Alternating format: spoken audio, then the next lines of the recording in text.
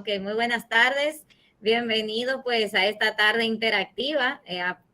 Promete ser una tarde pues de muchos aprendizajes y sobre todo de dinamismo, que es lo que desde inicio ha proyectado nuestro expositor.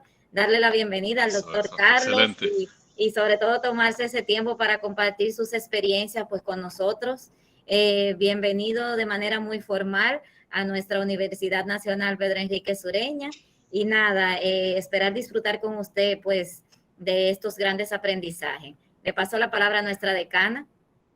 Perfecto. Pues, muchas gracias, Yesenia. No se está haciendo visible la presentación. No sé si fue que hiciste algún cambio, Yesenia. Ahora sí, perfecto. Muy bien.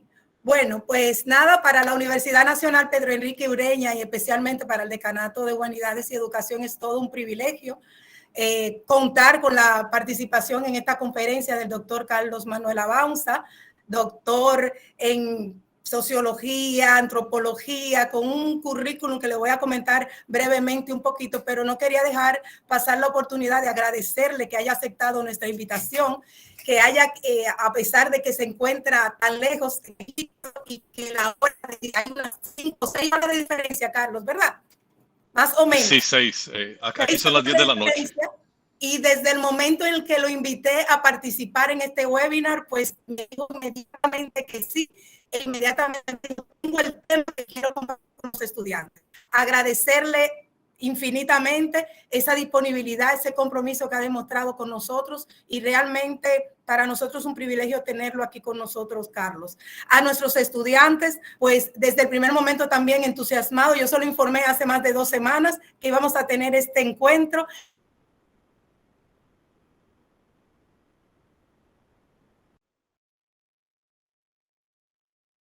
Se fue. Se fue. No pasa y muy nada. emocionado Sí, con poder participar. Y fue la misma descripción que me compartiste, Carlos, porque entiendo que también para posicionarlo un poco en qué vamos a esperar de esta presentación. Pues se va a hablar del Homo sapiens sapiens al Homo sapiens conviven. La educación 3R. Cuando yo leí el tema me quedé, pero ¿de qué me estará hablando Carlos Abaunza en este tema? Porque como que me descoloqué un poco. Pero luego dice, una receta para el éxito en el siglo XXI. Responsabilidad, respeto y resiliencia. Las 3R, entiendo, más importante, yo creo que de la más necesaria en nuestro siglo XXI, más después de cómo nos ha azotado la pandemia del COVID-19. O sea que pienso que este tema viene muy oportuno en este tiempo y creo que vamos a estar aprendiendo muchísimo de la nueva, de las tendencias, todo lo que tiene que ver con este tema. Con este conversatorio se van a explorar los factores que deben estar presentes en la educación para que ésta sea un sistema de empoderamiento individual y colectivo. Además, aprenderemos sobre las demandas del mercado laboral del futuro y los condicionantes actuales que mueven la oferta académica en Estados Unidos, América Latina y el Caribe. Asimismo, realizaremos una reflexión sobre la responsabilidad individual en los procesos de aprendizaje en la enseñanza universitaria y concluiremos con una discusión sobre el rol del respeto y la resiliencia como condiciones indispensables para el éxito profesional y la realización personal.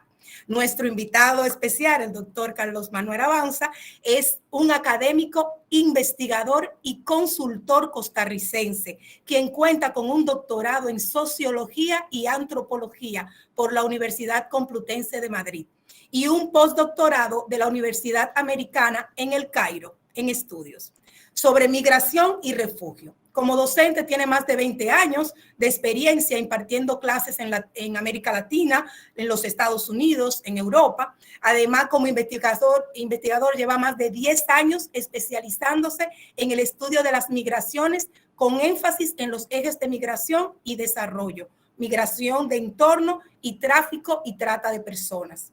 Cuenta con múltiples publicaciones en temas de migraciones, violencia y educación, y ha sido consultor de organismos y agencias internacionales como la Organización Internacional para las Migraciones, la Organización Internacional del Trabajo y el College Board. Le damos la cordial bienvenida al doctor Abaunza y le dejamos ahora el escenario para que nos deleite con su conferencia y su presentación esta tarde. Un fuerte abrazo para todos.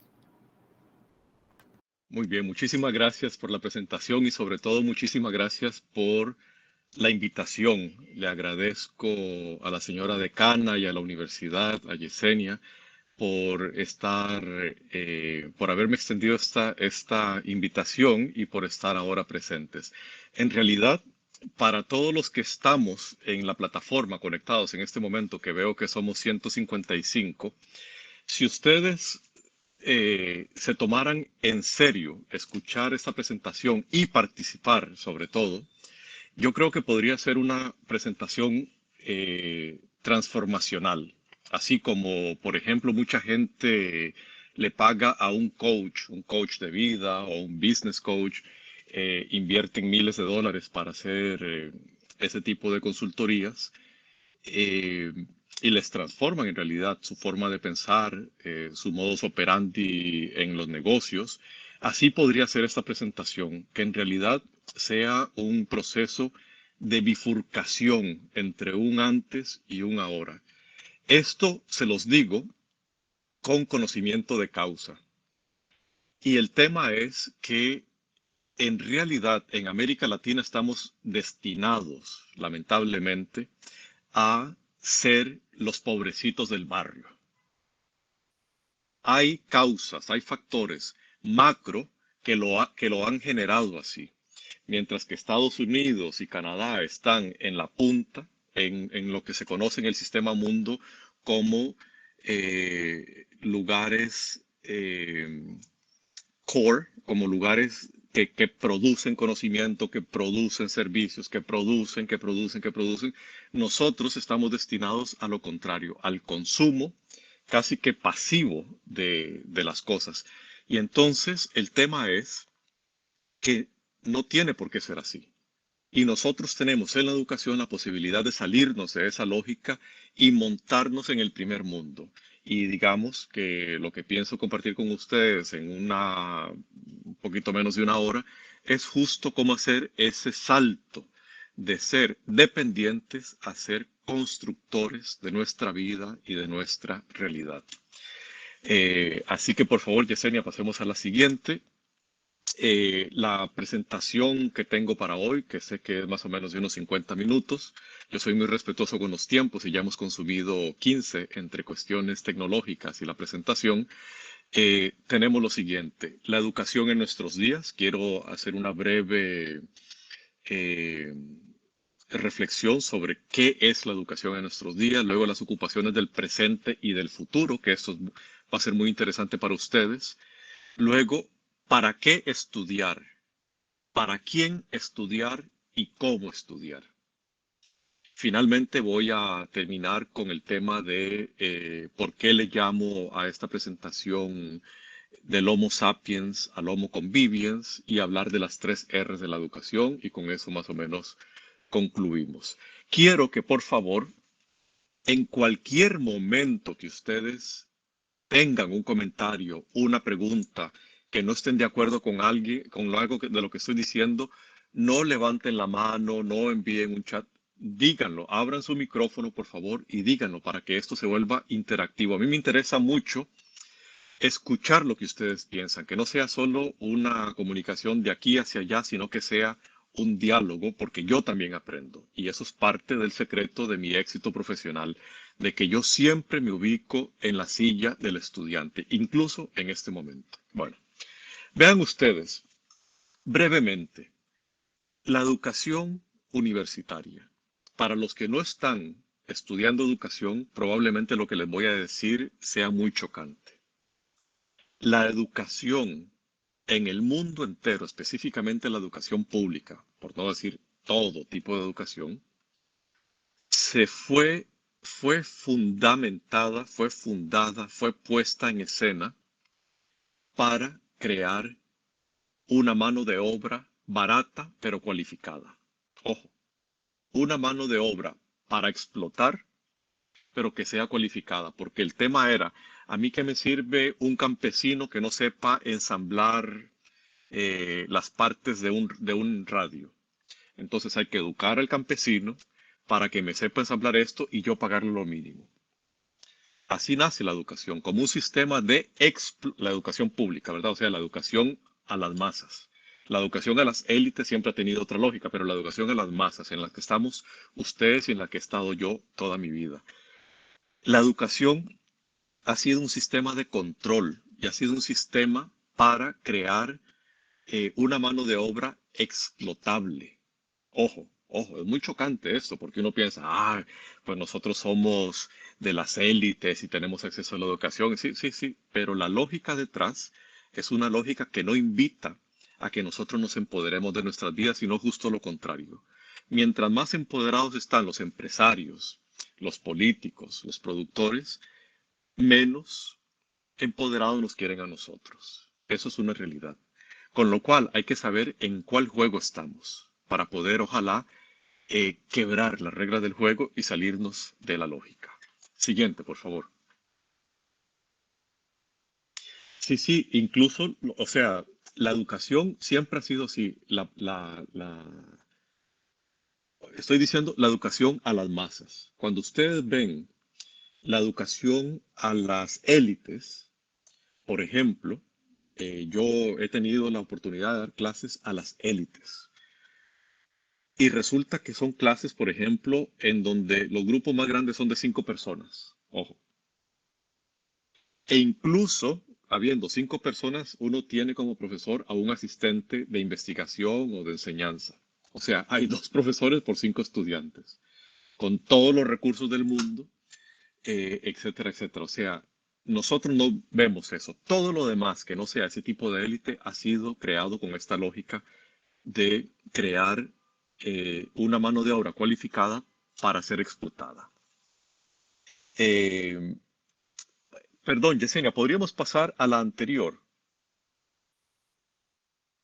y podríamos ahora pasar a la anterior.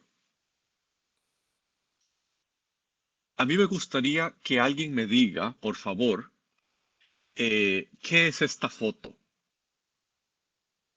¿Quién es y qué está sucediendo en esta foto? Sí, por favor. Parece ser un grupo de lírico y de música instrumental siendo liderado por un maestro que es en este caso un robot o una inteligencia artificial al parecer. Excelente, excelente, Samuel. Buenísimo. Ese es Este es Andrea Andrea. Bocelli. Ajá, ¿quién es? ¿Quién es? Andrea Excelente, Bocelli. Esther. Excelente. Este es Andrea Bocelli, que ustedes saben que él es un cantante, canta ópera, pero también canta canciones populares en español, en inglés, en italiano, en francés. Perdió su vista, ya de adulto joven ya no podía ver. Lo interesante es eso, ¿no?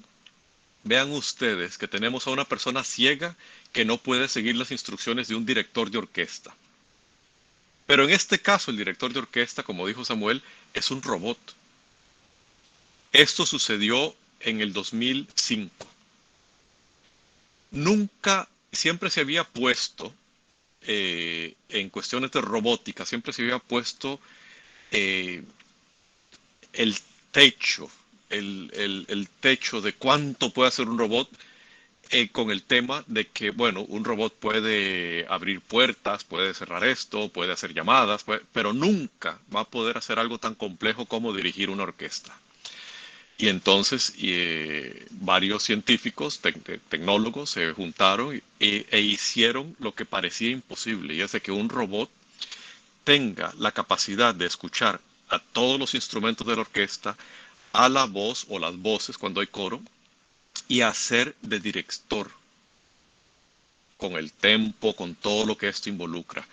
Entonces, en ese momento, ya nos quedó claro a los que pensábamos de que la robótica iba a transformar el mundo, pero en muchas décadas por venir, de que lo que pensábamos que estaba en futuro estaba en presente, que ya estaba sucediendo. Y esto va a ser parte muy importante de lo que vamos a hablar en esta tarde. Por favor, pasemos a la cuarta.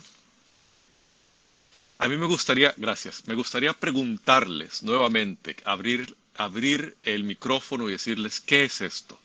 Vamos a ver quién logra descifrar qué es esto.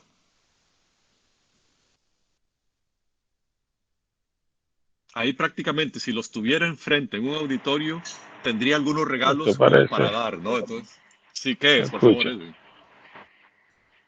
¿Se escucha? Se escucha Bueno, perfectamente. eso parece. Mira, por lo menos lo que yo puedo visualizar es como que hay una persona en el centro y algunos seguidores. No sé si estoy mirando mal. Estás mirando mal, estás mirando mal. Yo Pero puedo, gracias. yo puedo ver un jarrón y dentro exactamente lo que dijo Edwin, una persona de frente y varias personas detrás. Vea qué interesante, sí, como que si fuera una persona en una capucha con una barba, sí, sí, nunca lo había visto Como Yo así. percibo, de- yo percibo como unas personas como encerradas en un lugar como en forma de cilindro. Eso es lo que yo puedo percibir. Bien, bueno, escúchenme, nada tiene que ver con personas. A mí me Demos más a parece, a la imaginación. a mí me parece más un tubo de vacío de esos que utilizan en la ciencia ficción para teletransportar personas. Excelente, Samuel, excelente. Vean, es un tubo al vacío. Esta foto se acaba de publicar hace 3 días, porque resulta que es la primera presentación al público de un computador cuántico que va a ser asequible al público. Estoy hablando de un público que pueda pagar, qué sé yo, 300 Oh, mil sí. dólares por un ordenador cuántico. Esta es la que presentó Eh, IBM tras antes de ayer, creo. Exacto, sí, sí. Hace 3 días se presentó esto y esto es un computador cuántico asequible al público, porque hay otros que no son asequibles al público porque son demasiado caros. Estoy hablando de millones de dólares un computador, pero es que es uno que ya deja atrás todas las computadoras que tenemos nosotros. Ya no es que sea el lenguaje, es que la lógica misma de las computadoras que tenemos nosotros, que ahora son poderosísimas, ya no se corresponde a esto, ya no es una lógica binaria, es una lógica cuántica que le permite hacer una trillonésima calculaciones en una fracción del tiempo de lo que hace una computadora normal. Con lo cual, y ojo con esto, para los que están escuchando, con lo cual entramos en el gran fantasma de la modernidad o de la posmodernidad para alguna gente. En realidad estamos en una modernidad tardía. Y es esto, y es de que con esta computadora cuántica, entramos en la posibilidad de una computadora que se pueda replicar a sí misma. Ojo, una computadora que se pueda replicar a sí misma. Una vez más, lo que se pensaba que iba a estar, eso sí se pensaba que iba a estar por encima de 100 años. Por favor, por favor. Incluso ya con Google, con su computadora cuántica, su primer procesador ahora que salió con el Google Pixel 6 fue creado por la computadora de ellos, no por Sí, empleados. sí, sí. Es tremendo, es tremendo. Gracias por ese comentario. Lo que se pensaba que iba a estar por encima de este siglo ya se está dando. ¿Y qué implica eso? A ver, las personas que les gusta la filosofía, ¿qué implica? ¿Cuál es el problema epistemológico y ontológico que implica el que una computadora se pueda replicar a sí misma?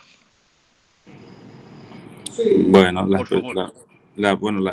ahora mismo existe un miedo, entre comillas, que lo han proporcionado muchas películas, muchas cosas donde la computadora ya domina, ¿cómo le digo? Ya domina la humanidad, como quien dice. Entonces ya la humanidad va a ser totalmente reemplazada por lo que son las computadoras. Exacto. ¿Algún otro comentario? ¿Algún otro comentario, por favor? Sí. Como dijo Agustín Laje en una entrevista, esto es como un choque entre el ser y y esa pregunta constante filosófica de dónde somos, hacia dónde vamos y por el final, de dónde venimos. En este caso, la pregunta chocante sería, ¿hacia dónde vamos con esta tecnología Ujú, que puede ujú, replicarse ujú, sola? ujú, ujú. Excelente, gracias. Por favor, veo que hay algunas chicas que han levantado la mano, por favor. Me encantaría escuchar unas opiniones de las mujeres que siempre son más desarrolladas que los hombres. Al menos yo pienso que estas inteligencias van a desplazar al ser humano hasta un punto de quizás se Exacto. vuelva algo obsoleto, o sea, no seríamos necesarios para nada. Y quizás en ese proceso crearíamos una dependencia hacia las maquinarias modernas, o sea, de tal manera que no quisiéramos ni siquiera hacer nada. Excelente. Excelente. El tema es eso, que entonces si ellas no nos necesitan, ya no somos necesarios. Vean ustedes cómo filosóficamente hablando esto es una tragedia. Como dijo Brando, si no me equivoco, ¿no? Es que da miedo. Si ya no nos necesitan, somos reemplazables. Por favor, sí. Lo irónico es que crearon los robots, bueno, los robots no, la inteligencia artificial y todo eso de las computadoras lo crearon para ayudarnos a nosotros mismos, como para acomodarnos, pero al final se están convirtiendo en nuestro reemplazo. Sí, sí. Vean, en este momento, muchísimas gracias por ese comentario. En este momento, en realidad, una gran parte de la mano de obra cualificada que estábamos hablando hace unos minutos ya puede ser reemplazable, totalmente reemplazable por robots. Existen los robots, han querido hasta este momento los gobiernos y algunas empresas de no comenzar a reemplazar al ser humano a gran escala. Se ha reemplazado, por ejemplo, en algunos sectores, por ejemplo, automovilísticos, ¿no? Antes había 400 o 4.000 empleados, como en el caso de la Ford en Estados Unidos, y ahora son 40 personas, porque lo demás son máquinas ensamblando, soldando, etcétera, ¿no? Pero peor aún, vean que el trabajo que puede hacer un robot, que hasta hace poco era bidimensional, era una placa con carita de mujer o de hombre, pero que podía hablar todas las lenguas del mundo. Yo los vi, yo estuve frente a uno de ellos en un aeropuerto en Frankfurt y entonces resulta que uno le preguntaba en español y te responde en español. Mira, ¿a dónde está eh, el pasillo F75? Y te dice, pues, vete por aquí, toma el tren, no sé qué, salte ahí y 2 minutos caminando hacia la izquierda lo vas a encontrar. Pero te lo decía en japonés, en tailandés, en lo que fuera, ¿no? Eh, Ojo como un robot puede reemplazar a cuántas personas, o sea, es impresionante. Por favor, había otro comentario, había una mano más.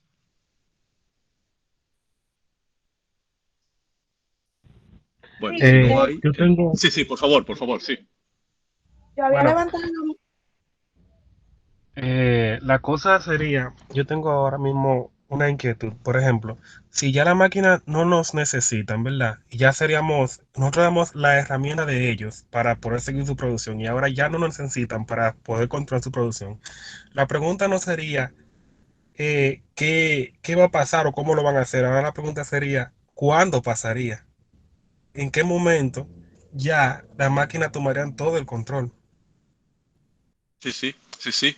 Gracias por la pregunta. Sí, en realidad, en este momento no estamos en una posición en donde la máquina esté por encima del hombre. No estamos en esa posición. Pero con este computador cuántico y con la inteligencia artificial que puede articular es que, ojo, la inteligencia artificial que se ha venido articulando es con el computador viejo, con el que tenemos todos en este momento, pero cuando comience a generar inteligencia artificial con las lógicas que tiene, va a ser una cosa exponencial, brutalmente, y sí, a largo plazo o a mediano plazo o a corto plazo nos tendremos que preguntar cómo queremos establecer nosotros una relación entre las máquinas y los hombres, porque podrían efectivamente no solamente reemplazarnos, sino que aniquilarnos. tipo Matrix, tipo Terminator, qué sé yo, hay un montón de películas que han venido reflexionando sobre el tema mucho antes de que sucediera, ¿no? Lorendi, por favor. Sí, buenas tardes. Buenas tardes. El tener conocimiento de esta clase de avances tecnológicos me crea la pregunta de, ok, sí, existen diferentes hipótesis de cosas que podrían llegar a pasar con respecto a la automultiplicación de la tecnología, así como comentábamos hace rato. Pero a mí me surge la pregunta fundamental de ¿hasta cuándo vamos a saber? O sea, ¿en qué momento vamos a saber qué es lo que va a pasar? Es decir, no hay algo que nos garantice a nosotros cuál va a ser el futuro certero, pero tampoco hay algo que nos garantice cuándo va a llegar ese momento de crisis, el momento que tanto hemos pensado que ni siquiera sabemos si es así o no. O sea, nosotros solamente estamos haciendo hipótesis de qué podría pasar, pero no estamos seguros de que lo que pensamos es lo que vaya a pasar. Entonces, eso me crea aún más incertidumbre y temor de que me quedan las hipótesis. Sí, no, mira, es verdad de que no hay, de hecho, ni el mejor computador del mundo, que de hecho el que tiene más capacidad de análisis, está casi únicamente destinado a predecir el clima. Porque ustedes saben que con el clima pues se pierden millones de billones de dólares por año, trillones de dólares por año globalmente. Entonces está destinado para la cuestión climática. Y ni esa computadora que es la más poderosa del planeta, ni esa computadora puede predecir el clima. Con lo cual, es verdad, todavía no, en realidad tenemos más preguntas que respuestas y las hipótesis, todas ellas se quedan cortas. La cuestión interesante es cómo ubicarnos nosotros. Y para eso es que he preparado la presentación de hoy, que apenas estamos comenzando, apenas estamos arrancando, pero es cómo ubicarnos nosotros, como dijo Lorendi, ante esta incertidumbre. Me encanta la palabra incertidumbre. Sí, había otra mano por allí. Sí, mi mano estaba arriba. También, Por favor, Marjorie. Normalmente tenemos miedo de que siempre hay una innovación y que en el pasado, a pesar de que ya pasó todo eso, seguimos aquí, estamos bien. O sea, la mayor parte del tiempo le tenemos miedo a las cosas porque no las conocemos en sí. Y al final no resulta tan mal. Qué bonito comentario. Mira, es cierto lo que estás diciendo. Ahora, sociológicamente entramos en un problema y es porque dijiste pasado, presente y futuro. Nombraste 3 categorías de tiempo para dar tu comentario y hacer tu argumento, ¿no? El tema es que justo lo íbamos a hablar en unos minutos. Hasta hace muy poco tiempo, digamos, hasta entrado el siglo anterior, o sea, 1900 y pico, la humanidad en general veía hacia el pasado para gestionar el presente. O sea, yo decía, mira, mi papá fue al Castella, mi abuelo fue al Castella, mi papá fue al Castella, les fue bien a los dos, pues yo voy a ir al Castella, un colegio en Costa Rica.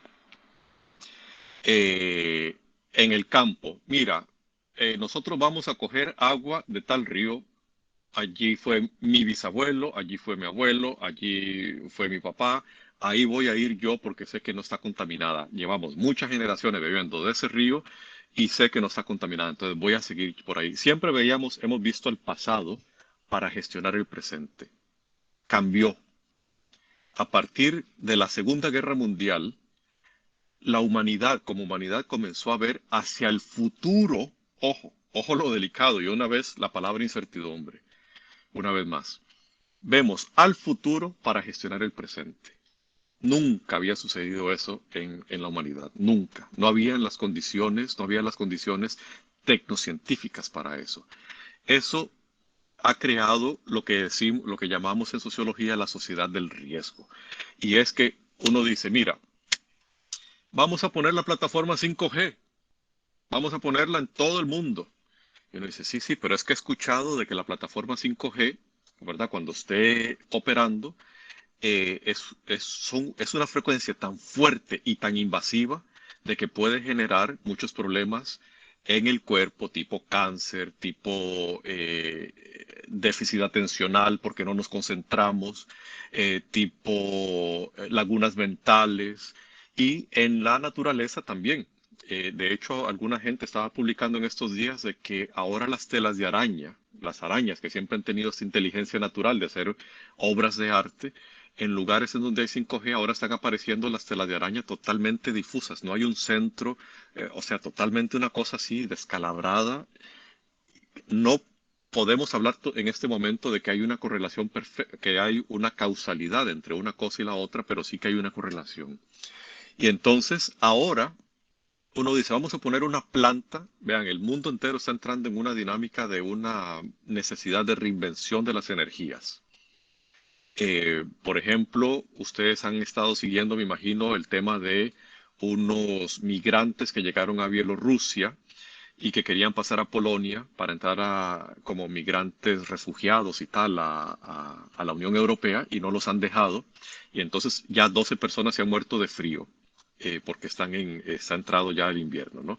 En esa zona de Europa, del este de Europa. Entonces resulta que ahora Bielorrusia dice, si ustedes me van a poner más sanciones a mí por haber traído a estos migrantes, yo les voy a cortar el paso de la línea de aceite que pasa por aquí. Y resulta que la cortó. Entonces dijo, vamos a tener que hacer algunas limpiezas y mantenimiento, entonces se le cortó. Si se lo cortara permanentemente, Europa está en graves problemas energéticos porque ya está comenzando a hacer frío en algunos lugares y porque las casas necesitan electricidad, las empresas necesitan electricidad, etcétera. Entonces, están apostando algunos gobiernos europeos por comenzar a poner plantas nucleares por todo lado, porque eso quita la dependencia hacia las energías que vienen de Rusia, por ejemplo, como es el caso. Y entonces resulta que ya sabemos que las plantas nucleares son peligrosísimas. Son peligrosísimas. Un terremoto, un maremoto, un tsunami, como sucedió en Japón, puede hacer de que una de ellas explote, causando unos problemas de radioactividad. Bueno, se muere todo el mundo que está en la explosión, pero luego muchos kilómetros a la redonda queda totalmente afectado por la radioactividad, al punto que comienza a haber graves problemas de salud, la gente se muere, los fetos nacen totalmente Chernóbil. deformados, etcétera, etcétera. Chernóbil, en Japón ha sucedido en varios lugares. Entonces vean ustedes que nosotros como sociedad ahora vemos, bueno, el problema que tengo ahora mismo es de electricidad o de energía, más en general.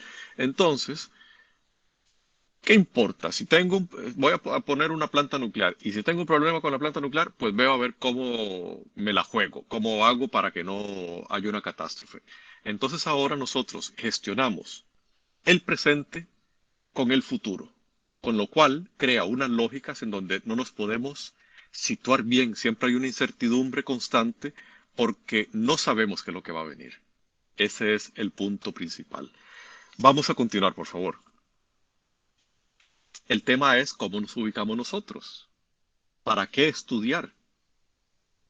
¿Para qué estudiar? ¿Cómo nos ubicamos nosotros? ¿A quién le gustaría hacer una reflexión sobre lo que ven en esta imagen?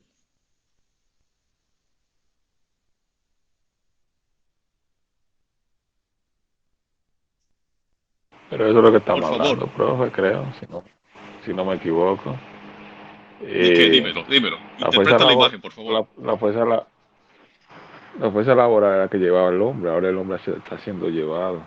De una otra manera, el desarrollo tecnológico en estos días y el avance nos está diciendo por dónde ir, en cierta manera. Está muy bien la interpretación, me gusta. No la había pensado esa, me gusta la interpretación. No era la idea que tenía detrás de la imagen, pero tu interpretación es muy buena. Otro, por favor, otra persona. Bueno, Yo leí la frase y dice, nunca he dejado que la educación interfiera en mi aprendizaje y pues la imagen se nota que no lo ha dejado que la educación interfiera, porque ¿cómo se va a mover si el caballo, bueno, si es un caballo, bueno, el caballo está detrás? Entonces se nota que no ha dejado que la educación interfiera, ¿sí? Tenemos que hablar de eso, pero muchas gracias por tu comentario. ¿Alguien más?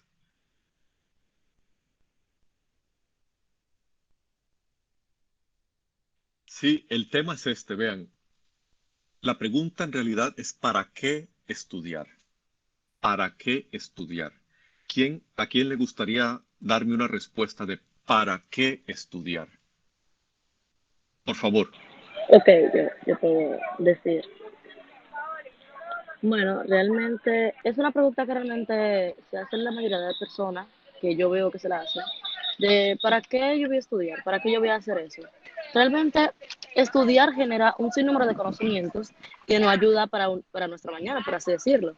Vamos, por ejemplo, si yo estudio arquitectura, me construyeron una casa, con el conocimiento que yo tengo de ya lo estudiado de arquitectura, yo puedo saber si esa casa está bien construida o no lo está, o si el Ujú. techo me va a caer, o si el techo me va a caer arriba. O sea, todas las cosas que te dan a ti para, o sea, un estudio o lo que sea, una charla o algo que tú le puedas sacar beneficio o estudiar, es bueno porque te ayuda a tú comprender un sinnúmero de cosas en el mañana y ponerlo a práctica. Es de lo que realmente vivimos todos los días, de lo que estudiamos. Ujú. Gracias por tu comentario. Como hay varias manos, prefiero escuchar varios y luego respondo. Por favor, ¿alguna otra persona?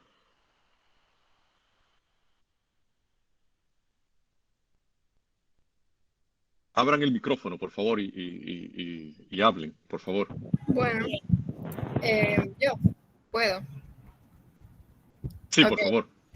Tenemos que estudiar para desarrollar un pensamiento crítico ante la sociedad, para no dejarnos llevar por lo que opinen las demás personas, para poder desarrollar nuestra propia opinión, para poder tener una actitud y un comportamiento activo frente a la sociedad.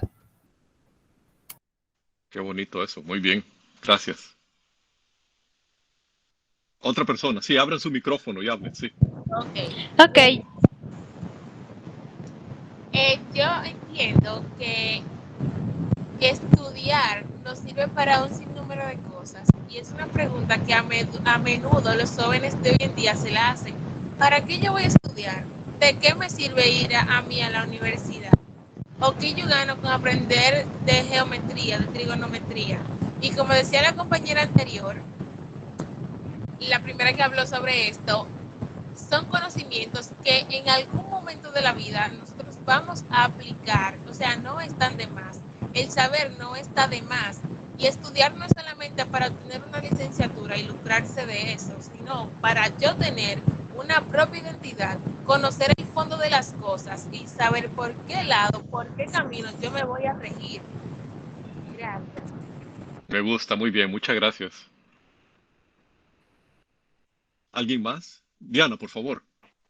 Ok, yo digo que uno debe estudiar para despertar, o sea, para no seguir el camino que nos imponen siempre, porque desde siempre nos dicen, no, tú tienes que seguir este camino, este y este, pero cuando uno estudia, uno se hace libre, es igual como uno ve aquí la imagen, que el hombre es, ok, se puede mover la carreta, pero ¿quién le camina? El burro, él no sabe para dónde va, él no es dueño de su propio camino, entonces si él supiera cómo manejar el burro, él se empoderara él mismo y supiera cómo cuál sería su camino y cuál sería su meta, o sea, encaminarse en sí, en su meta.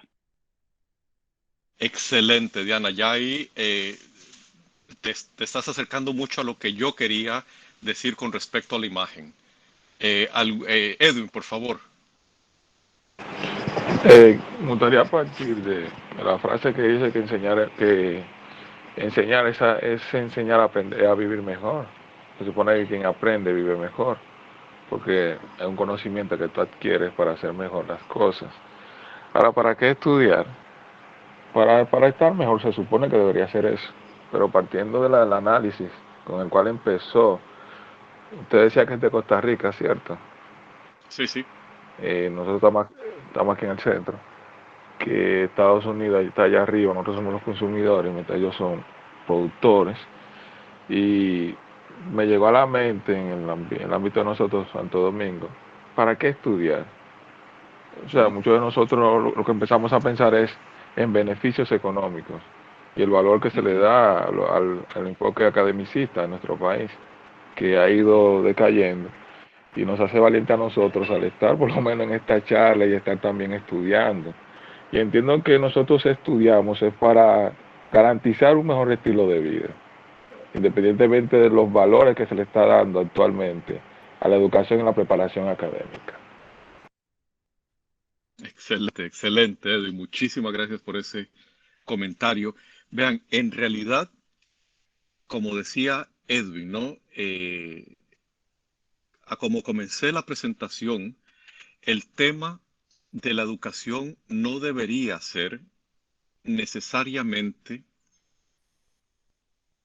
no deberíamos correlacionar la educación necesariamente ni con la libertad personal, que muchos de ustedes hablaron, ni con un pensamiento crítico, como muchos de ustedes hablaron, ni con una forma de autoexpresión y autoconocimiento, como muchos de ustedes hablaron.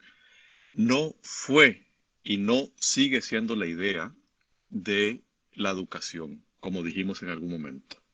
Ahora, las universidades se han dado cuenta que hay una necesidad por crear seres críticos, porque sin seres críticos la sociedad va en una decadencia brutal que luego pues todo se descalabra. Pero no es la idea principal de la educación. Por eso dice la cita aquí que se leyó anteriormente, decía Mark Twain, un escritor estadounidense, decía: nunca he dejado que la educación interfiera en mi aprendizaje.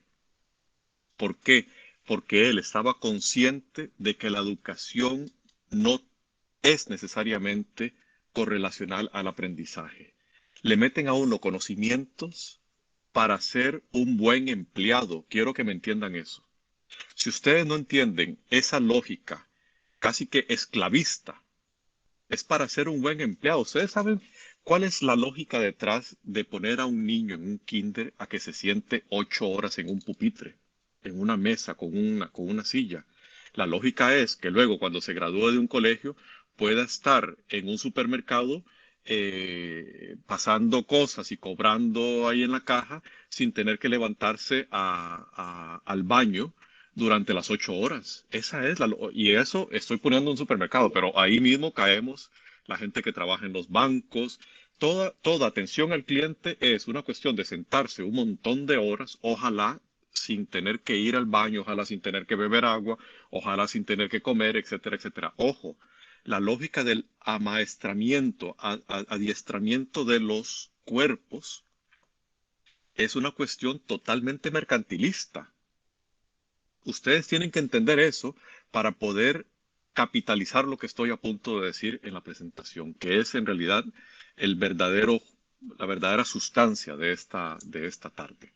Pero veo que hay algunas preguntas. Por favor, abran el micrófono y preséntenlas. Sí, bueno, con relación a lo que usted estaba hablando, creo que desde que yo entré más o menos a finales del bachillerato, me di cuenta de que realmente siempre desde pequeño te van preparando es para simplemente para que tú seas un empleado del sistema. O sea, desde que si te pones a pensar, tú estás desde pequeño 8 horas en la escuela, pasas al bachillerato, te ponen un montón del trabajo que al final a veces tú no comprendes, pero simplemente tú estás ahí para cumplir una labor, estudias en la universidad y a veces estás haciéndolo de forma mecánica. O sea, el gusto y el placer de aprender poco a poco se va perdiendo, simplemente te convierten en un empleado, porque muchos cuando salgamos de la universidad simplemente vamos a buscar un empleo, o sea, vamos a trabajarle a alguien más, alguien que no enseña muchas veces cosas que en la vida diaria deberíamos de aprender.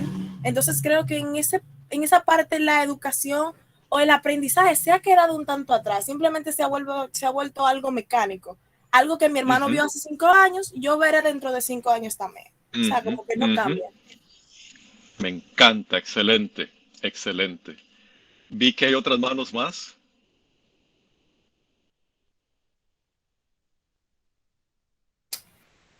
Bueno, yo Marjorie y luego Juliana, por favor. Sí, comparto ok. por un punto, yo estoy como en desacuerdo con con el sí, hecho de que lo hagan así. Pero por otra parte, necesitamos empleados, o una empresa necesita de empleados y necesita un jefe. O sea, si todos fuéramos jefes, bueno, no sé si ocurre en un futuro, pero las cosas no funcionarían así como ahora. Muy buen comentario. Voy a darte una respuesta a eso, pero muy buen comentario. Gracias. Juliana, por favor. Sí, comparto también la opinión de la compañera que habló último y la que habló anteriormente. Cuando nosotros a veces nos decimos, ¿para qué estudiar? Si yo voy a estudiar para seguir como esclavizado o servirle a una persona. Pero viéndolo desde un punto de vista, a veces nosotros estudiamos y nos preparamos y nos capacitamos para poder ejercer eso que nosotros estamos estudiando. Entonces llega un punto de que sí, hay momentos de que uno ve como mucha información que tú dices, wow, pero yo voy a hacer esto nada más como para salir del paso. No sé si a veces mucho le ha ocurrido en la universidad y también en el colegio siempre pasaba eso, pero desde ya cuando uno tiene un propósito y un objetivo de alcanzar algo, uno lo ve desde otra manera, otra perspectiva.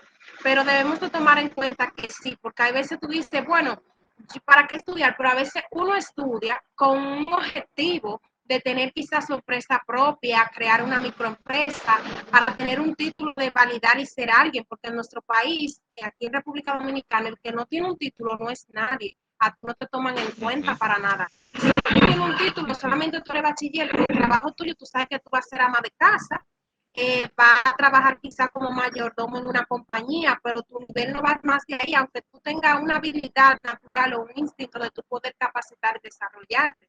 Pero a veces hay que verlo desde el punto de vista, yo puedo crear mi propia empresa, yo puedo escalar en una empresa. Ahora, hay ambientes donde nosotros trabajamos, nos encontramos de que tú no puedes, tú te sientes estancado, que tú no ves que tú puedes escalar, tú te puedes liberar y empezar a hacer tu propio proyecto o crear tus propios objetivos.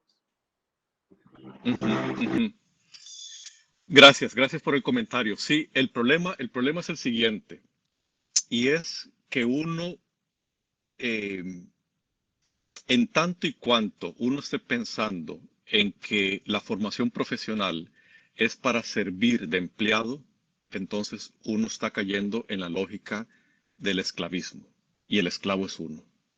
Si ustedes lo piensan, sí, claro, el aprendizaje en una universidad, en cualquier carrera que ésta sea, conlleva un aprendizaje de unos conocimientos que luego uno lleva a la empresa pública o privada, y eso nutre un país, ¿sí?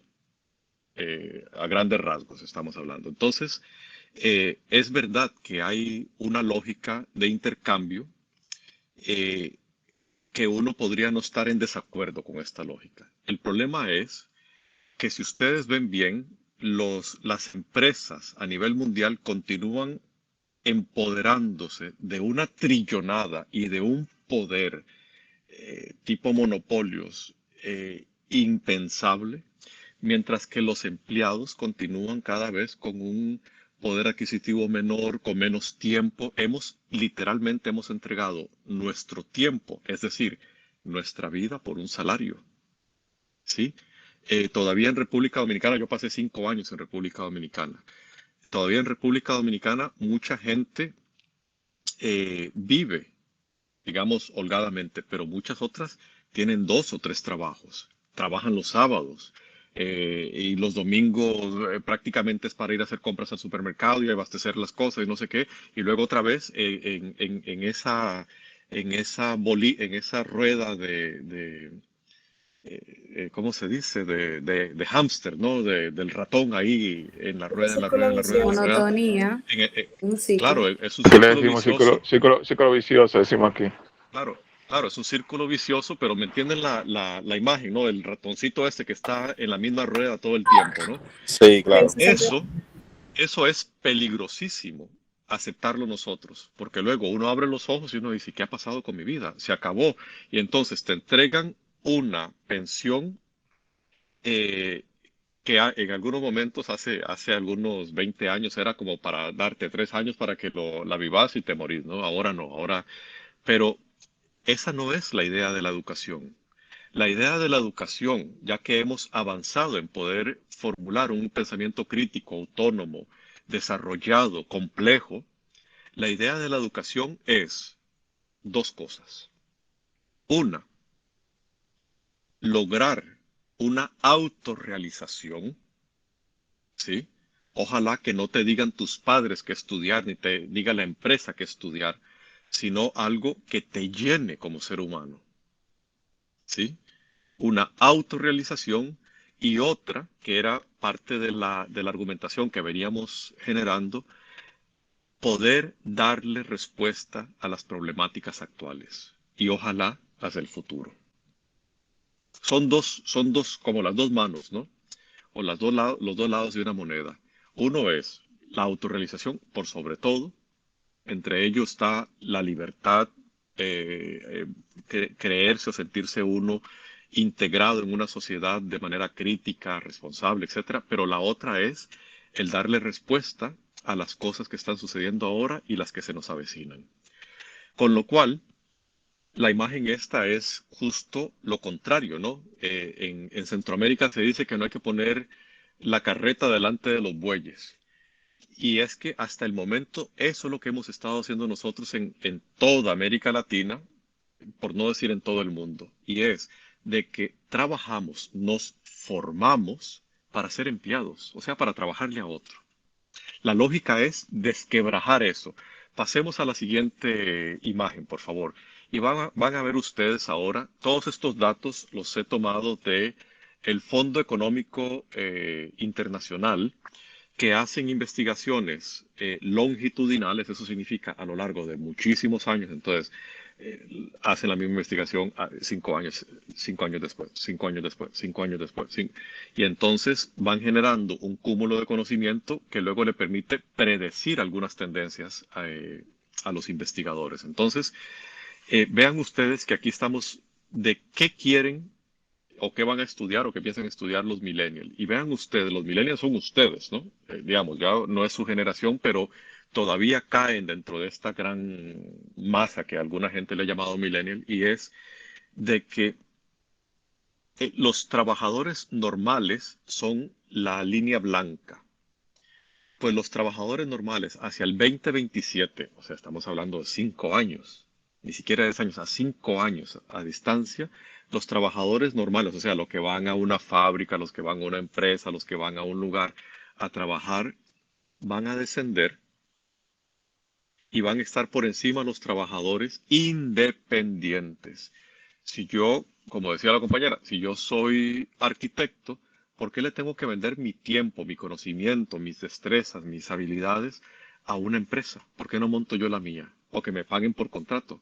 Mira, tú quieres un plano, una estructura tal para tal cosa. Bien, yo te cobro $40,000. Yo ahora me estoy dedicando a ser consultor. El ser consultor es este trabajador independiente. Entonces, yo me puedo generar, por ejemplo, hice una investigación durante el verano y me gané $12,000 en 2 meses de trabajo. $12,000. En vez de estar ahí en una oficina tonta o peor aún, ponchando tarjeta para una compañía, pues en 2 meses de trabajo generé $12,000. Y eso me daba tiempo para todo, para salir, para dormir, para esto, porque era mi tiempo. Ellos lo que querían era un producto y el producto lo entregué al 300% por encima de lo que se esperaba, para que me sigan dando más trabajo, ¿no? Y entonces el trabajador independiente es la nueva tendencia de los países desarrollados.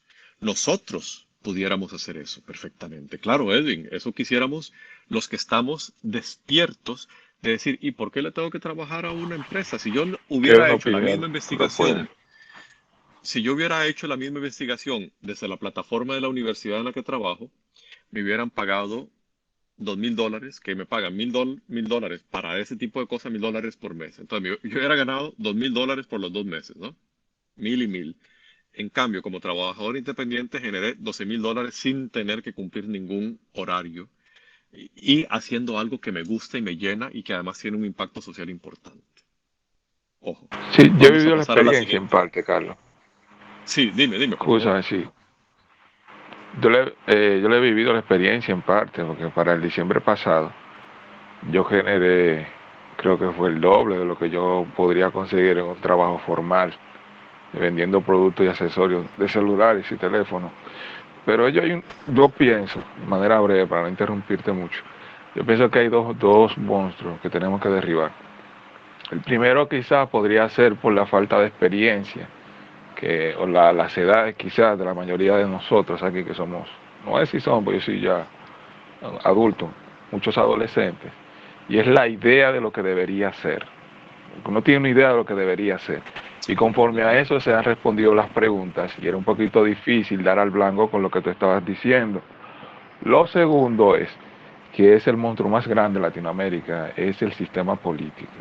Muchas veces nos amarra, porque ser emprendedor no sé cómo es en Costa Rica, pero en Santo Domingo es difícil. Los impuestos te matan, muchísimas cosas. ¿Me entiendes? Tú hacer una titulación de una empresa de manera legal conlleva que tú tengas que pagar muchísimos impuestos, que a veces tú te pones a pensar y dices, pero no tienen sentido. En fin, yo pienso que esas dos cosas son una de las cosas que uno tiene que derribar, porque yo cuando estaba en bachillerato, hace 8 años atrás, 8 creo, 10 años, yo pensaba así, yo dije, yo voy a salir del bachillerato y a mí por mi capacidad intelectual, mis buenas calificaciones, a mí me van a dar un buen trabajo en un banco, que era lo que yo soñaba. Y me di cuenta que quien consiguió el empleo, sin ninguna manera de difamar a nadie ni hablar mal, fue una persona que era menos capacitada de mi habla. Después yo me di cuenta y dije, espérate, esto no es por capacidad, esto es por relaciones.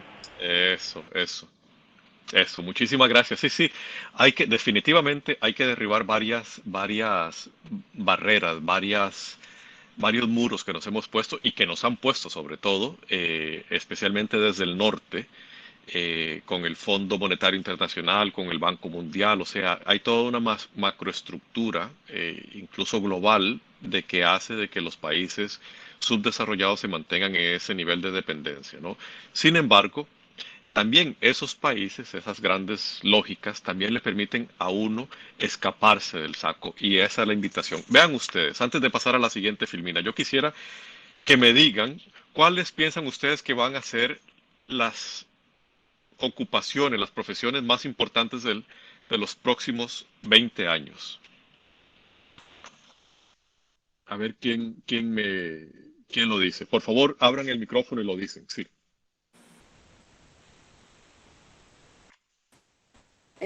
Todo lo relacionado con la tecnología. Exacto, ingeniería de sistemas, desarrollo de software, todo eso Definitivamente, todo lo que tenga que ver con tecnología. Sí. La ciberseguridad está tomando mucho ámbito. Ciberseguridad, tecnología, otra. Es que al final ellos van a crear todas las otras carreras en base a la tecnología. No. Yo No diría solamente que tecnología. el economista. La economía puntúa, pero no puntúa tan importante. Interesantemente, es interesante. Hay carreras que nunca van a morir, como la medicina, la ingeniería. Esas carreras siempre van a tener gente. Bueno, el problema es de que acabas de decir de que cosas que nunca van a morir. No. Ya hay operaciones hechas por robots. Claro que sí, pero siempre va a tener que intervenir la mano humana. No sé si siempre. Yo pienso que son aquellas carreras que generen más ingreso económico. Sí y no, o sea, sí a grandes rasgos, pero pero no necesariamente, no necesariamente, ahora que pienso. Ya, yo tengo el dato, pero a ver, me han dicho tecnología, medicina, economía, ¿qué más? Es interesante que no han dicho Programación. una clave. Programación tiene que ver con tecnología, otra, por favor. Marketing. Marketing, el marketing es importante, puntúa muy alto, no está entre las primeras, pero puntúa alto. Otra, Ciencia En de el chat política. escribí medicina y educación. Son carreras que no morirán nunca. sí, sí, es verdad, la medicina y la educación no van a morir nunca. Sin embargo, cada vez más son reemplazables. Otra, Publicidad también en estos tiempos. marketing, publicidad, muy bien. La comunicación social. Ah, ya comenzamos a caer en el costo. Por favor, pasemos. Por favor, pasemos.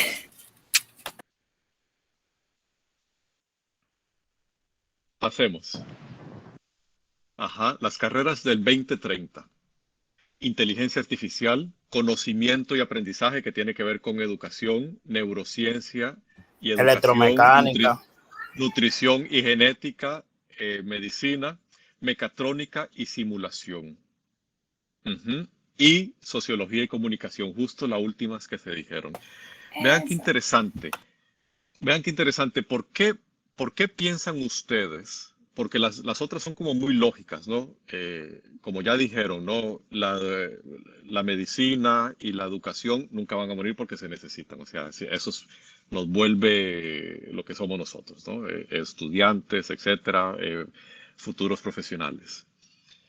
Y todo lo que tenga que ver con inteligencia artificial y tecnología, ya lo hablamos. Ahora, ¿por qué sociología y comunicación? ¿Por qué? Bueno, la Por sociología. favor, Juliana.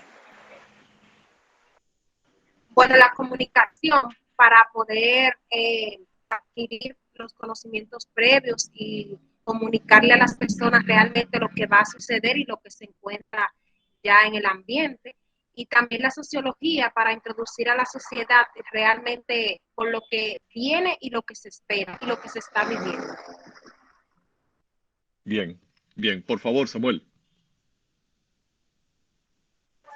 Sí, decía que la sociología es algo que lleva siempre ha tenido un gran peso, aunque no se tome tan en cuenta en las universidades y esas cosas, y nosotros mismos, la sociedad, pero por el mismo punto de que no se tome tan en cuenta que la sociología debe estar, porque ¿quiénes son los que llevan como que ese control de lo que pasó, lo que pasa y lo que puede pasar según el rumbo que va tomando la sociedad? Son esa gente que estudian sociología y que saben de eso. Yo mismo no sé nada de eso y vivo leyendo sobre las cosas que dicen los sociólogos. Bueno, mediante esta implementación de inteligencia artificial en tal cosa, la humanidad se puede conducir a esto, esto y esto, un fracaso total o un buen acierto. Entonces, esas personas son las que dentro de lo que cabe serán como esa computadora del superclima, de lo que uno se va a llevar en el futuro son de esa gente, de los sociólogos. Gracias, Samuel. Manuela, Rebeca y Marjorie, por favor, y luego Edwin. Ok. En lo personal yo entiendo que con el tema de la sociología y la comunicación van a ser profesiones que van a tener un gran auge para el 2030 porque vivimos en un mundo que está muy cambiante. O sea, la tecnología nos pone en comunicación con todas partes del mundo, a toda hora, 24 horas del día, los 7 días de la semana. Entonces tenemos que tener personas que sepan comunicar correctamente todo lo que está ocurriendo alrededor del mundo. Y en cuanto al tema de la sociología, yo pienso que asimismo, el tema de la tecnología, pues hemos visto cómo las personas van cambiando su forma de pensar a lo largo del tiempo. ¿Y quiénes se encargan de estudiar cómo los humanos pensamos? Pues los sociólogos, para comprender cómo la sociedad va manejándose. Manuela comenzó a entrar en el meollo, pero luego se salió un poco. Vamos a ver si alguien entra en el meollo. Gracias, Manuela, por ese comentario. Rebeca. Bueno, acerca de la sociología, bueno, la sociología se encarga del estudio de los seres humanos. y de su comportamiento en la sociedad. Entonces, como somos una sociedad, somos seres que vivimos en constante evolución y en sí como que nos interesa saber cómo evolucionamos para acomodarnos y para mejorar en sí la situación en la que vivimos. La sociología se va Rebeca, pero todos ustedes me están hablando como que si en República Dominicana no robaran, no hubiera homicidios, no hubiera pero claro, problemas sociales. Nadie me está hablando de eso. Pareciera como que claro, si pero viviéramos parece que en un mundo feliz. no, pero esto es una utopía, usted sabe. Pero también en ese caso la sociología se relaciona con eso, o sea, acerca de los problemas sociales. Entonces, al estudiar esos problemas, Claro, diga. mira, en este momento en realidad la sociología y la comunicación no es las ciencias de la comunicación, porque eso es tecnología. La comunicación es que estamos en un momento muy Exactamente. grave. Hay muchos problemas sociales. Hay una disparidad social, que eso es una bomba de tiempo. Hay gente con un montón de dinero. Además, ustedes vieron que ayer se vendió una obra de Frida Kahlo, la artista mexicana, ¿no? Esa obra se vendió por $34.5 millones, un cuadro, ¿no? Una pintura, que la compró un artista argentino. En Argentina hay gente en este momento que no tienen para comer las 3 veces al día. Hay una crisis económica brutal. Sin embargo, una familia de ellos, que hay muchos millonarios también en Argentina, acaba de comprar un cuadro por 34.5 o 6 millones de dólares. Las disparidades, la desigualdad social es tan brutal que esto, bueno, en República Dominicana la hay, en Costa Rica hay peor todavía. Los índices de violencia, de robos, de asaltos, de homicidios, de feminicidios, de esto, están creciendo, no están en bajada, están creciendo, porque entre más unos tengan y menos otros, o sea, hay una clase de desposeídos sin ningún futuro, niños que se tienen que drogar, porque es lo que ven de los padres desde los 5 años, que luego son, digamos, no entienden otra cosa más que la violencia, más que delinquir, etcétera. A todo eso hay que darle respuesta también. Es nuestra vida en sociedad la que está en juego. Y la comunicación viene a crear opinión pública. La manera en que nosotros entendemos los problemas sociales no es porque nos hemos sentado horas de horas a pensar viendo las olas en el malecón. Es porque nos lo dice un periodista, es porque nos lo dice un político, es porque nos lo dice otra persona y nosotros actuamos.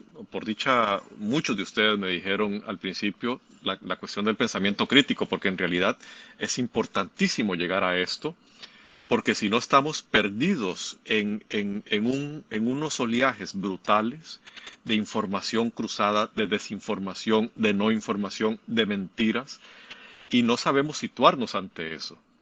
Entonces es muy importante, no voy a dar más la palabra para ir terminando, porque es importante caer en lo que decía yo, el meollo de esta presentación, que ya estamos cayendo, y no les quiero robar más tiempo, que ya estamos por encima de la hora. Por favor, pasemos. Y muchísimas gracias, porque ha sido un diálogo en verdad muy enriquecedor. La presentación se llama Del Homo sapiens al Homo conviviens. Del Homo sapiens al Homo conviviens. No soy yo el que ha venido acunando el tema del Homo sapiens con el Homo conviviens. Somos varios en el mundo que venimos hablando de esto desde hace algunos 10 años. Y el tema es de que el Homo sapiens nos ha traído a lo que hemos llamado la sociedad del riesgo. Es decir, la sociedad que maneja el presente con el futuro, pensando en el futuro. Bueno, quién sabe, si explota y vemos qué hacemos. No es una forma en realidad muy ni ética, porque los que siempre sufren son los mismos, ¿no? Los pobres. Y digo pobres con un dolor en el alma, ¿no? Pero siempre uno dice, el cambio climático, sí, y a los que se le llevan las casas son los que viven al lado del río, las familias más pobres, las que no tienen para crear viviendas de concreto, etcétera, etcétera. O sea, no es equitativo a cómo pega y cómo impacta el cambio climático, o las sequías, o las inundaciones, o etcétera, etcétera. O ahora que van a comenzar a haber unos incrementos en los combustibles brutales, bueno, hay familias que lo pueden pagar y otras que no lo van a poder pagar. Entonces van a tener que verse en problemas de, bueno, ¿qué hacemos? ¿Vamos al trabajo o comemos las 3 veces al día? Está sucediendo. Y además está sucediendo a un paso muy agigantado, y a eso, digamos, a todo eso que hemos creado hoy por hoy, es el legado del Homo sapiens, el que ha pensado en sí, en que mi conocimiento, si me da una ventaja, lo voy a utilizar para joder al otro. ¿Cómo lo jodo? Explotándolo, no le voy a pagar lo que debería. Es más, voy a quitar la empresa de aquí de República Dominicana porque hay un salario mínimo. Bueno, República Dominicana no es un buen ejemplo porque el salario mínimo es muy bajo, pero voy a quitar la empresa de Canadá o de Estados Unidos o de Europa, en donde los salarios mínimos son muy altos, y la voy a pasar a Bangladesh, en donde puedo poner niños de 8 años que me trabajen. A eso les pago todavía menos. Ojo que el salario mínimo en esos lugares está a $2 por día. $2 por día por 10 horas de trabajo. $2. Eso es el legado del Homo sapiens. ¿Hacia qué tenemos que movernos indispensablemente si queremos un mundo en el que vivir? Tenemos que pasarnos, por favor, vayámonos a la siguiente imagen, y es al Homo conviviens. Es al hombre y a la mujer que piensa en sí, pero piensa en nosotros también, en la convivencia. ¿Por qué? Porque si yo solamente pienso en la explotación del otro y de la naturaleza, por ejemplo, pues me puedo quedar en un mundo sin naturaleza. Y un mundo sin naturaleza nos invita a una hecatombe, a un colapso ecológico que no nos va a permitir vivir en este planeta. Y digo eso pensando siempre en que las élites siempre tienen el plan B y C que existe hoy por hoy, ¿no? Hay algunos búnker que puede uno vivir perfectamente como que si fuera en un mall de 5 estrellas durante 5 o 8 años, dependiendo de la región de donde están. Ya los tienen construidos, pero ahí entran unos cuantos, no entramos nosotros. Entonces el tema, por favor pasemos a la siguiente, es de que tenemos una responsabilidad muy grande, y es o que nos salvamos todos o nos descalabramos todos. La sociedad del riesgo es esa incertidumbre a la que hay que darle respuesta, pero hay que darle respuesta con responsabilidad, con respeto y con resiliencia. Por favor, pasemos a la última. Vean ustedes, la educación 3R nos invita, por favor, pasemos a las tres palabras: respeto, responsabilidad y resiliencia. Ojo, por favor, dejen de estudiar, ustedes que están formándose en años formativos muy importantes, dejen de estudiar para una calificación o para una empresa. Estudien para ustedes, para su autorrealización y luego para cómo colocarse ustedes para vivir una vida plena. Si ustedes logran entender este mensaje, ustedes van a ser los que van a ser trabajadores independientes, como las personas que están en el mundo desarrollado.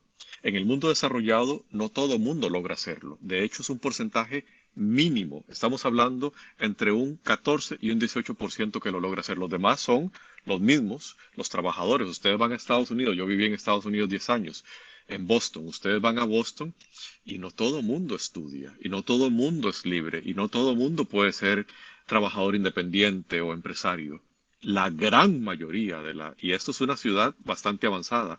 Si uno se va a Kansas, el 90% de gente que son empleados tipo esclavos, y se les nota, personas demacradas, sin energía, sin sueños. Su sueño es llegar a la casa, tomarse una cerveza, ver la televisión, comer, dormir y luego otra vez al trabajo, y eso nunca han salido del país, nunca han ido a otra ciudad, no saben hablar otra lengua, con costos pudieron terminar la secundaria, en algunos casos no, o en muchos casos no, dependiendo de la región. Ojo, los países disque desarrollados también tienen grandes sectores de la sociedad que viven como esclavos. De hecho, se acaba de publicar de que los niveles de pobreza en Estados Unidos, de pobreza extrema, están alcanzando los 20 millones de personas. 20 millones de personas que viven en pobreza extrema en Estados Unidos. En pobreza extrema. Pero bueno, el tema es este.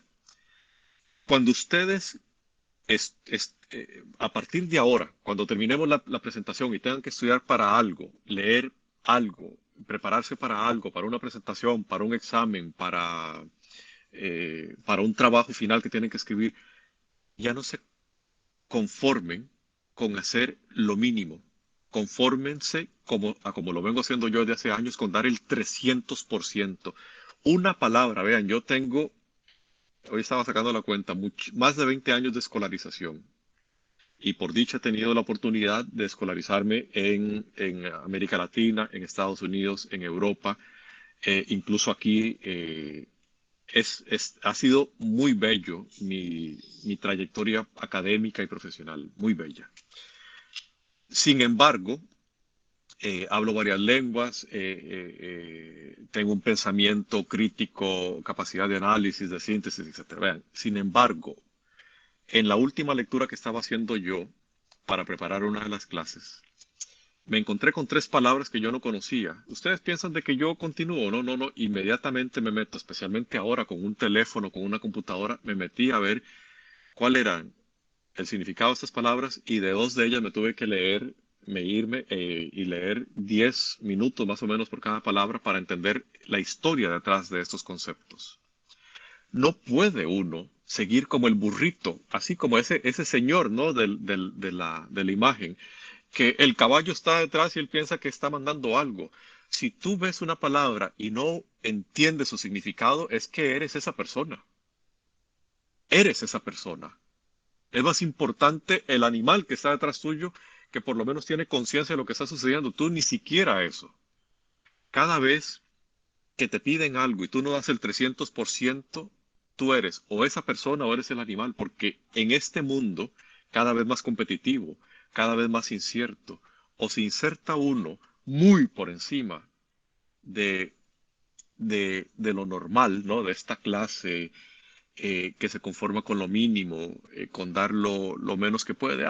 Teníamos 4 lecturas para esta clase y yo hice una, y ni siquiera la terminé. Bueno, si a ti te conforma ser esa persona, o el burro, o el caballo que está detrás, perfecto. Pero eso te condena a ser esclavo del sistema. Para salirse, tiene uno que adquirir la responsabilidad de aprender y absorber e integrar todo lo que se te está dando y por encima. Ver, por ejemplo, yo soy constantemente ver qué están haciendo en Oxford, qué están haciendo en Harvard, qué están haciendo en Taiwán, qué están haciendo en Japón, qué están haciendo en Alemania, en Inglaterra, para alimentarme de las grandes mentes. Todas estas grandes mentes están poniendo todo este conocimiento gratis, libre acceso en la gran mayoría de los casos, en las plataformas de Internet.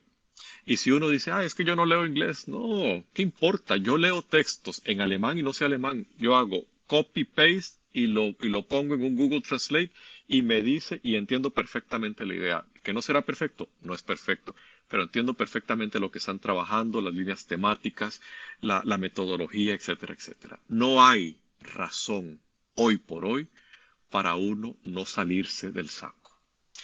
Termino con el tema de la resiliencia. Sí, por favor, dejemos esa última para quienes, ahí está mi correo electrónico, para quienes quieran continuar con el diálogo. Ojalá en algún momento la UNFU me invite a dar unas clases o unos seminarios presenciales en República Dominicana. Estaría más que contento yo. Y termino con esto. La resiliencia es el que ante la adversidad yo no me conformo, yo me supero. Ante la adversidad yo doy y voy por el 300%, por el que me sale, por el que me saca, perdón, del saco. Vean ustedes, me voy con este ejemplo. Franklin Chan, era un niño costarricense, pero en las afueras, en una parte muy rural que se llama Guanacaste, una provincia. Y resulta que él desde muy niño veía las estrellas y soñaba con ser astronauta. Y se le metió tanto la idea de ser astronauta, de que el niño comenzó a estudiar inglés a los 8 años porque él decía, para ser astronauta yo tengo que ir a Estados Unidos. Y resulta que ya a los 12 años ya él estaba por sí solo, estoy hablando de hace 60 años, por sí solo comenzó a estudiar aeronáutica, porque lo tenía disponible, iba a las bibliotecas y tal, y sacaba los libros y se ponía a estudiar. Le escribió a la NASA, vea que yo soy un niño costarricense y tal, ya he aprendido inglés, yo quiero que por favor me consideren en un futuro para alguna beca y no sé qué. Y la NASA le dijo, claro que sí, mira, muy bien y tal. Entonces lo impulsaron, pero nunca le dijeron de que él, sin ser ciudadano americano, no podía tener becas de la NASA. Y tampoco podía entrar al programa de la NASA, porque solamente ciudadanos americanos podían entrar o pueden entrar. Y entonces resulta que él escribe su historia y él dice, bueno, yo me gané una beca, todo pagado para ir a MIT, que es la mejor universidad tecnológica del mundo, ¿no?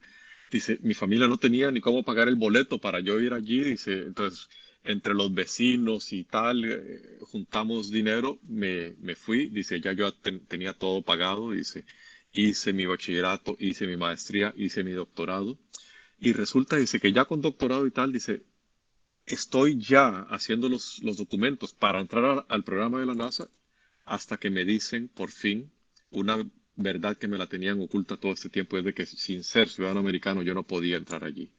El tipo dice, se me destrozó la vida. Dice, pero nada, yo voy a hacer ahora más de lo que estaba haciendo antes para que sea indispensable para ellos contratarme. En eso se enamoró de una de sus compañeras, que se casaron, tienen hijos, era ciudadana americana, le pasó la ciudadanía, se metió a la NASA. Ahora está haciendo un combustible que es el combustible que ahora, con el cual se están enviando ya ahora no en la órbita de la Luna o de Marte, sino esos satélites y esas cosas que están yéndose ahora por Júpiter y tal, pues es con un combustible nuevo que él inventó y está inventando uno que pueda propulsar seres humanos por fuera del sistema solar. Vean ustedes que si él hubiera tenido, sí, es una historia preciosa, se llama Franklin Chan Díaz. Ahora el tipo pues es un héroe nacional, hace programas de intercambio tecnológico con Costa Rica, bueno, con Centroamérica y el Caribe, República Dominicana incluida, y Estados Unidos, y bueno, es todo un genio. Pero vean ustedes que el tema es de que él nunca se quedó con el no, sino dijo, ante la adversidad doy el 1000 por 1000.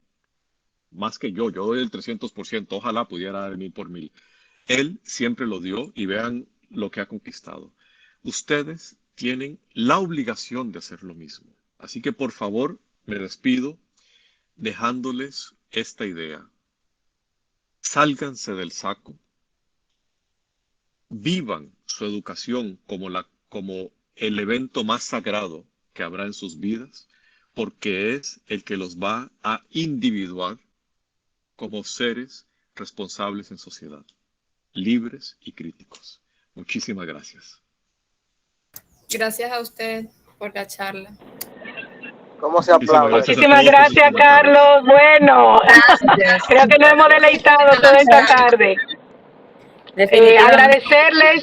Agradecerles a todos los estudiantes su participación tan activa. Yesenia, gracias por el apoyo. Gracias, Yesenia. Sí, claro. Y Carlos, bueno, agradecerte profundamente que hayas sacado este tiempo de su agenda, que sé que es complicada, para deleitarnos con estos temas tan importantes que para nosotros gracias, es un aprendizaje muy significativo. Maravillosa invitación. Gracias a ti. Y claro que te tomo la palabra de que puedas formar parte de nuestro cuerpo docente y que puedas visitar nuestro país, asistir a nuestras clases presenciales también cuando puedas darse esa oportunidad, por favor. porque entiendo que contar con usted dentro de nuestro cuerpo docente estaríamos sumando un gran profesional a nuestra universidad. Así que en el nombre de la universidad, del decanato, te damos las gracias infinitas por esto que ha hecho, que yo sé que ha sido muy importante para mis estudiantes, para nosotros como escuela y como universidad. Un fuerte abrazo y un abrazo para todos los estudiantes. Un secreto para los que no se han ido todavía. Aquí en Egipto, para dar las gracias así muy sentidas, se tocan el corazón. Así que lo hago igualmente. Muchas gracias. Pues aquí también nos tocamos el corazón. Un abrazo. Gracias, Carlos. Gracias, Yesenia. Gracias, un fuerte abrazo. Y muchas gracias a todos. Gracias. Bye. Gracias por la experiencia. Hasta de la verdad siguiente. que nos quedamos con el 300, el 400.